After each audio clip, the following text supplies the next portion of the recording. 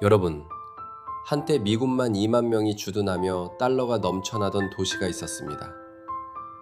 그러나 지금은 텅 빈 상가와 철문 닫힌 거리, 심지어 낮에도 적막이 감돌고 있죠.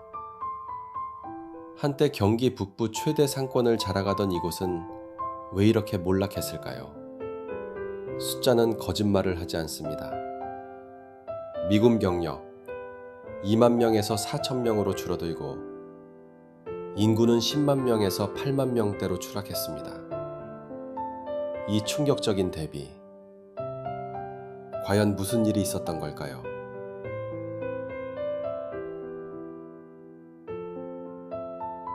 안녕하세요. 전국에 계신 큰돌TV 시청자 여러분, 오늘은 경기도 동두천시 보산역 외국인 관광특구에 나왔습니다. 한국에는 현재 법적으로 지정된 관광특구가 전국에 30여 곳 있습니다. 이 가운데 일부는 외국인 관광특구라는 이름을 쓰고 있는데 주로 외국인 방문객을 집중 유치하기 위해 지정된 상업, 문화, 숙박 중심지입니다. 서울의 명동 관광특구 이외에 약 전국적으로 30여 곳이 있습니다. 이곳은 한때 한국 속의 작은 미국이라 불리던 곳입니다. 미군 부대가 질비했고 미군들의 소비 덕분에 거리는 늘 활기를 띠었죠. 영어 간판, 그래피티, 즉 벽, 건물, 지하철 등 공공장소에 스프레이 페인트나 매직펜 등으로 그림이나 글씨를 그린 것으로 원래는 불법 낙서를 지칭했지만 최근에는 거리 예술의 한 장르로 인정받고 있습니다. 여기에 클럽과 술집, 그리고 세계 각국의 음식점까지 그야말로 독특한 풍경이 펼쳐졌던 곳입니다. 당시에는 밤이 되면 거리마다 미군 병사들과 외국인들이 몰려들어 음악과 웃음소리가 가득했고 지역 상인들도 새벽까지 분주하게 움직이며 활기를 이어갔습니다. 가게마다 불빛이 꺼질 새 없었고 작은 라스베가스라는 별명이 붙기도 했습니다. 하지만 지금은 어떨까요? 낮인데도 인적이 드물고 수백 개 상가 중 절반 이상은 문을 닫았습니다. 문을 연 가게들도 손님이 없어 임대료조차 감당하지 못하고 있습니다. 철제 셔터에는 수도, 전기, 가스 등 무수히 많은 고지서만 덕지덕지 붙어 있고 몇몇 상가는 유리창이 깨진 채 방치되어 있습니다.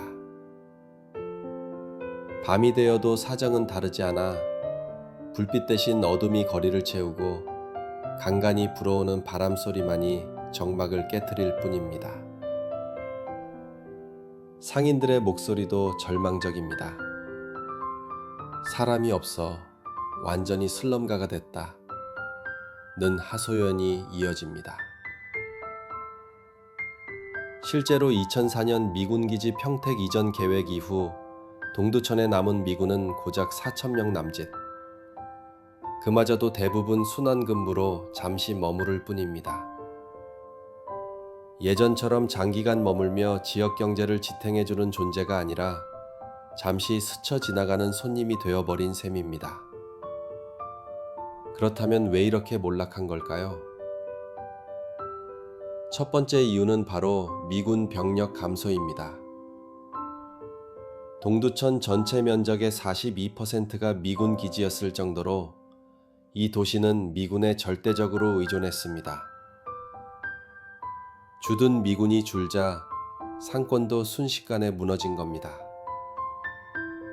미군이 줄어들자 클럽과 술집은 문을 닫고 외국인 관광객들도 줄어들었으며 연쇄적으로 식당과 숙박업소까지 타격을 입었습니다. 두 번째 이유는 지하철 1호선 보산역 개통의 역설입니다. 사람들이 쉽게 서울로 빠져나갈 수 있게 되면서 오히려 내수 소비가 유출된 겁니다. 과거에는 외출이나 문화생활을 위해 어쩔 수 없이 지역에서 소비를 했지만 이제는 일시간 남짓이면 서울 도심에 닿을 수 있게 되면서 젊은 세대가 발길을 끊어버렸습니다. 결국 동두천 상권은 외부 손님을 잃고 내부 수요마저 줄어든 셈이죠. 세 번째 이유는 인구 감소입니다.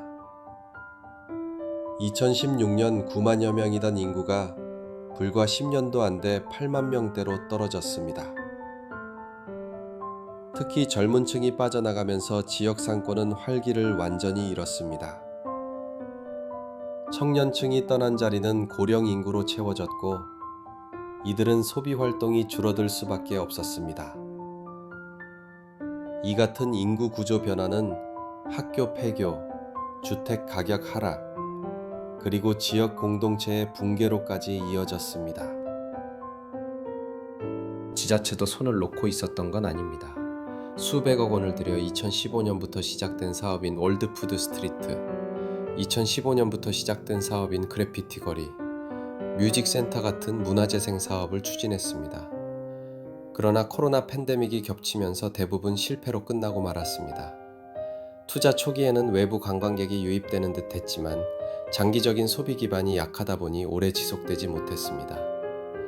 문화재생 시설은 관리 부족으로 점점 낡아갔고 상인들의 참여 의지도 떨어져 결국 빛을 보지 못했습니다. 지금 동두천시는 미군 기지 반환에 희망을 걸고 있습니다. 하지만 현실은 녹록지 않습니다.